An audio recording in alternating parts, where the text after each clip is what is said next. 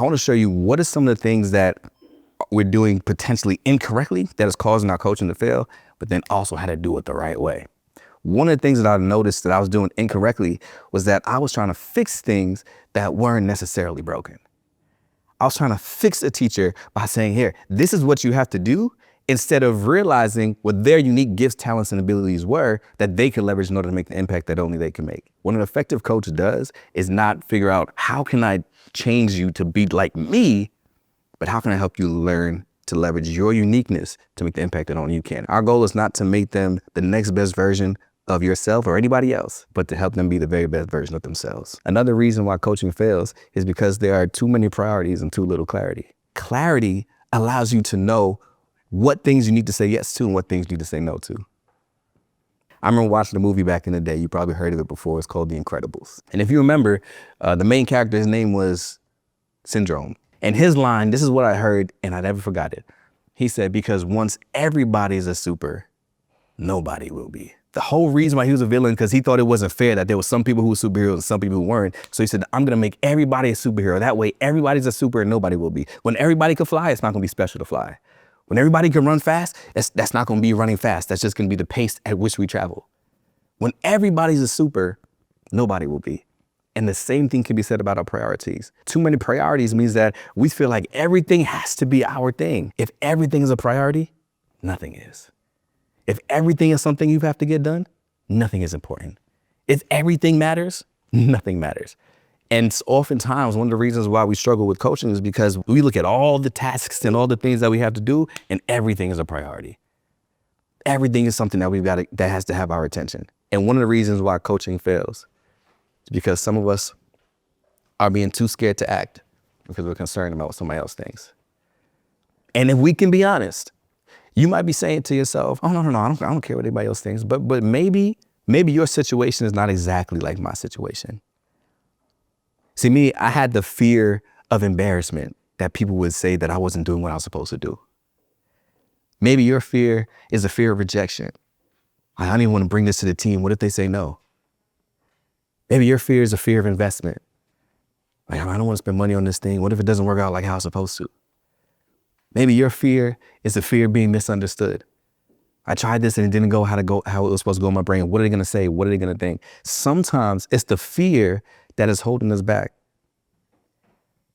But the reality of the situation is, when you know that it's something that you are called to do, when you know that there's something that is in your purpose, when you know that this is what you were supposed to do, it really doesn't matter what anybody else has to say. Because the truth of the matter is, your purpose matters more than anybody else's opinion. And you are in that building for a reason. You're in that role for a reason. You are in that position for a reason. And what we can't do is allow our fear to stifle us from making the decisions that we need to make in order to get the results that we want to have. Your students need you.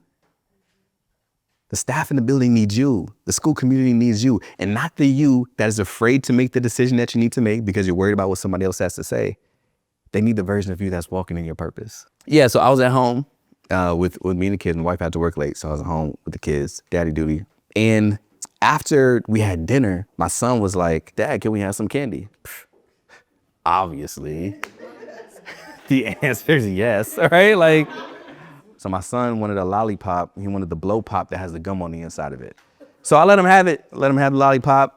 So we did bedtime, all the great things, bedtime, getting ready for bed. So then I put my daughter to brush her teeth first, and I called my son. I was like, Joel, it's time to brush your teeth. He said, sure, Dad. He comes. I'm trying to brush his teeth like a normal night. You know what I'm saying? I'm trying to brush his teeth, but his jaw is like really clenched, really tight. And I'm brushing his teeth, and he's like,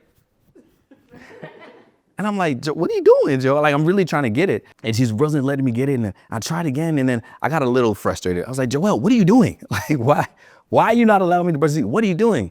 He said, Dad, I don't want to spit my gum out. I was like, you still chewing the gum? Like, that was for like an hour. You know blow pop gum is only good for like 17 seconds. Like, how are you still chewing on this gum? But it's funny because I'm trying to brush his teeth and he's not allowing me to brush his teeth because he wants to keep chewing on gum that doesn't even have any flavor anymore.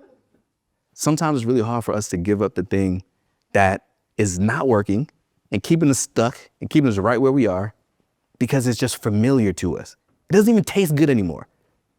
We're just used to it. So when I decided that I wasn't gonna worry about anybody else's opinion, when I decided I'm just gonna focus on walking in my purpose, I'm gonna leverage my uniqueness, live in the way that only I can, leverage my unique skills and talents and abilities, that's when I stopped worrying about what other people had to say. Don't allow other people's opinions to affect how you show up in your purpose. When you see the thing that you need to have in order to get the results that you want to get, don't be afraid to make the decision. You got this. I help new teachers become the teachers they've always wanted to be and make the impact our students deserve. Because I've been there. I know what it's like to struggle, to feel like I'm not enough, but I also know what's on the other side. Excitement, fulfillment, and the ability to change lives. Every great teacher was once a new teacher, and new teachers are often excited and eager and anxious, but a lot of times new teachers lack the foundational skills of effective instruction. Every teacher that I work with, I carry them through this journey, helping them master the principles of effective instruction so that they know how capable they are. I can't wait to see these teachers enact their 1% amazing and make the difference that only they can. If you would like for your school district to be empowered as well, you can click the link down below and our team will reach out to you.